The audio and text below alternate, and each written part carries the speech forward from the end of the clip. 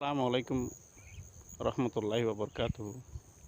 কৃষকের কথা চ্যানেল থেকে আপনাদেরকে জানাই স্বাগতম।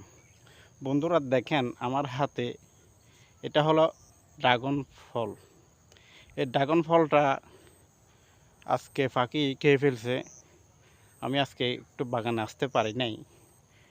বাগানে আসতে আসতে একটু লেট হয়ে গেছিলো। এটা খেয়ে ফেলছে পাখি। আমি পাখির জন্য খুব কষ্টে আছি।